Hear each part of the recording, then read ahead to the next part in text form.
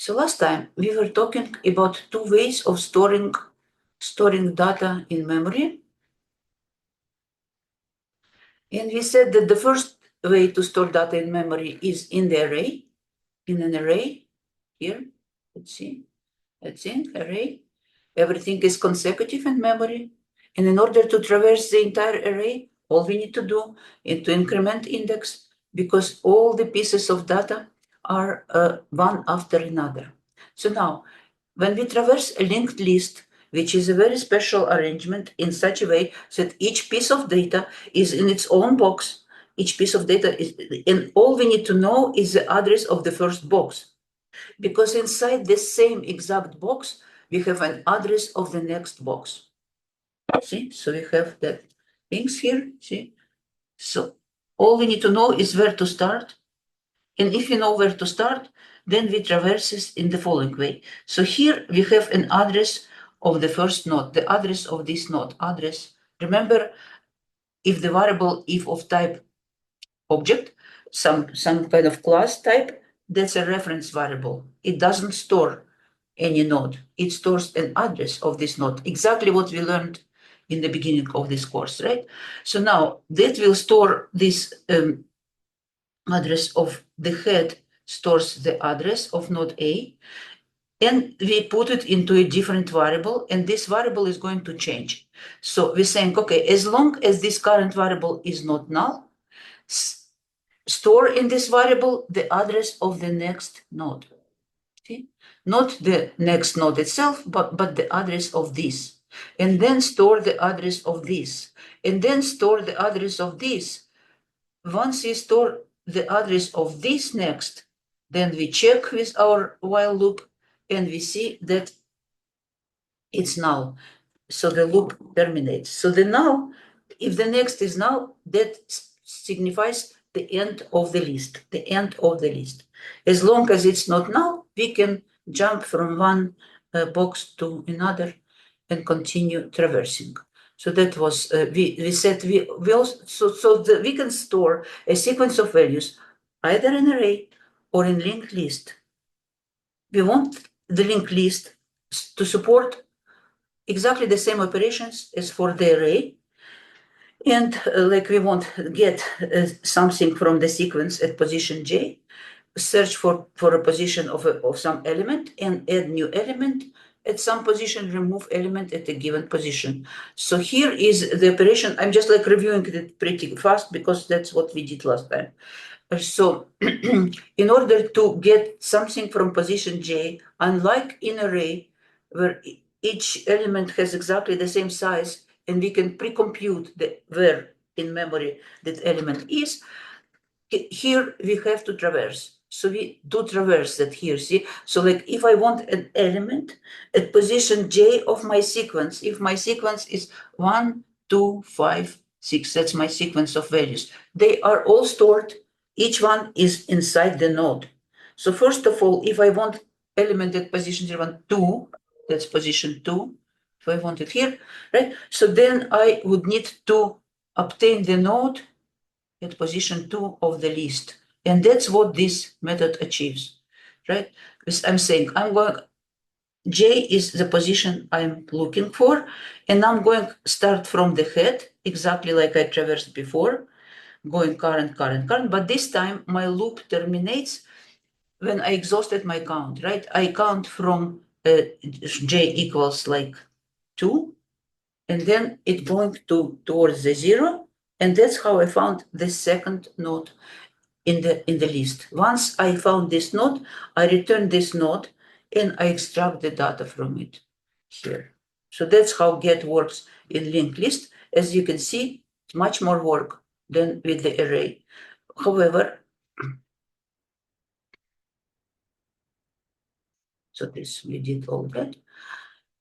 However, adding element, for example, in the beginning of the list is much faster than in the array. In the array, to preserve that contingency of the elements, we need to shift them all to the right if I want to add something in the beginning. But here, I don't need to do anything because they remain in their own positions in memory. And all I need to do is just to change the head. See, I need to create new node D, chain it into the list by setting next to the head next, setting this to the head, not head next, setting the next of this to the head. That means now node D next points to node A. And now after that, I reset head to point to the new node. And I chained my new node inside the chain of nodes. So it will take a little bit of exercise for you to get used to how that works. But after that, it will become very, very clear. So add in front, then this is the code. See, I created new node, and then I said the next of new node is my current head, and then I reset the head to be new node. No questions so far? Good. This whole operation is big O of 1. Couple of rewiring operations, not reversals, are required. So if I want to add in the middle, the process of adding itself is also very fast. But of course, I need first to find the position. Where do I want to add it, right? So here's create new node, set next of D to the next of the node after which I want to add it, and then set next of A to node D. Look, the order here is very important, but I'm just telling it's much better. So here is, if I want to add at position J, this is a general method. So first of all, I need to find the parent after which I want to add.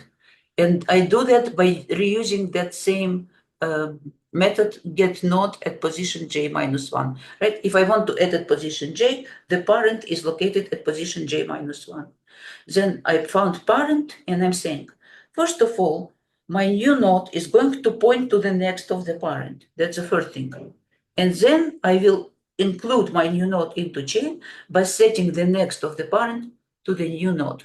Again, those are all addresses or references of nodes, not the nodes themselves. So we're chaining them by using the locations in memory. So add to the end. Okay, in order to add to the end, we just need to find the end. We need to find the node where next is null. For this, we need to traverse the list, obviously, and that will take big O of n if there are n elements that we store in the list. We can enhance linked list by storing the pointer to the last node. As we store the pointer to the first node in a variable head, we can have another variable called tail and store in it the address of the last node of the list. Like each time we add something to the list, we just update the tail. We store a new address. If you know the address of the last node, then we can add an element at the end of the list in time O1. How do we add? Let's say I know the tail and I have new node, node D. D is my new node. How do I add it at the end? Easy question, like to warm you up. How do I make node D at the end of this list if I know the address of this node?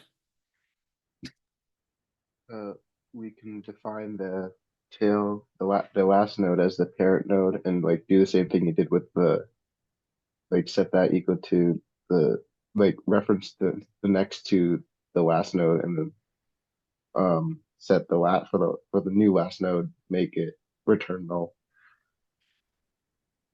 Not removing, adding. Yeah. This is new node, right? Maybe that's what you said. I just misunderstood. Look, this is my new node D. I want D be after C. And how do I know C? Tail gives me the address of C. Tail. So what do I do?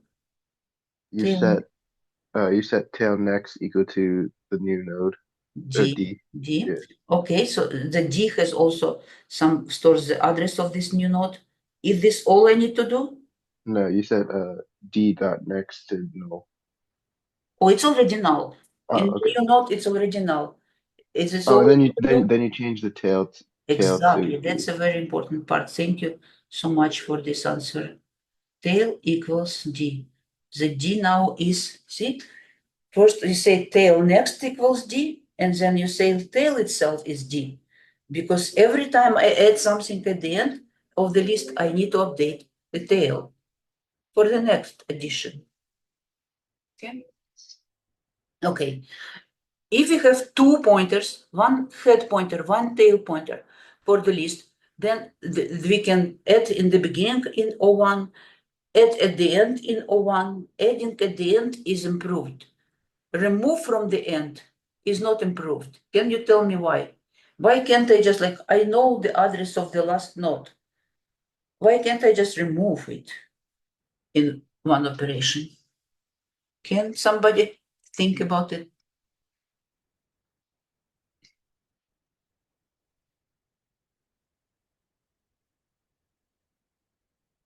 Imagine that you are trying to remove that node, pointed to by tail. What prevents you from doing that?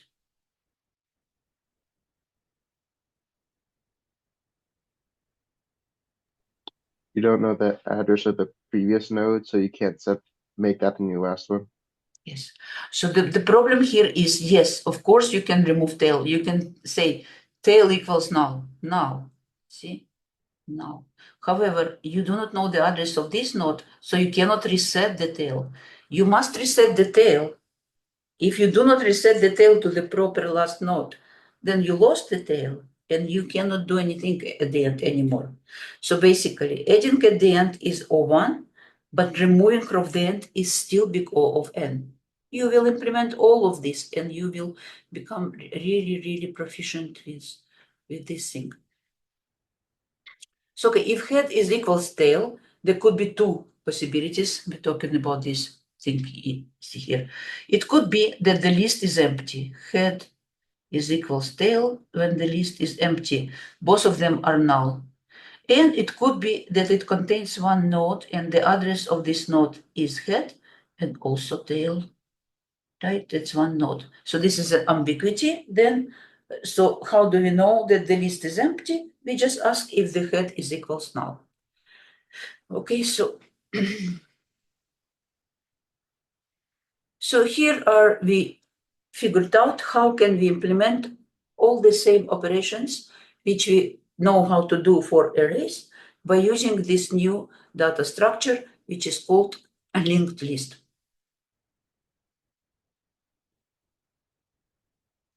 What's good about linked list? They can hold unlimited number of elements. Why is that? Because as long as your RAM allows, you can create new nodes everywhere, and all you need to do is just to change their addresses. Adding removing in the beginning is very cheap. Adding at the end could be cheap if you add tail pointer. Adding and removing in the middle requires some work, but does not require moving other elements. In the array, we need to copy elements in order to put something in the middle. Okay, what's bad about linked list? There is no constant time access to an element at position I. We lost that. We lost that ability, which was very precious in the array. Memory overhead to store links, right? If you want to store something like, let's say, characters, each character, let's say, 1 byte. In the array, then each element will occupy 1 byte. In the linked list, per each 1 byte, you will also store an address, which could be like long, like 8 bytes. Per each 1 byte, 8 bytes. So that you will have 9 times more memory to do that. To search for something in the list, we must traverse the list, even if it's sorted, because we lost the ability to access something in the middle in one operation.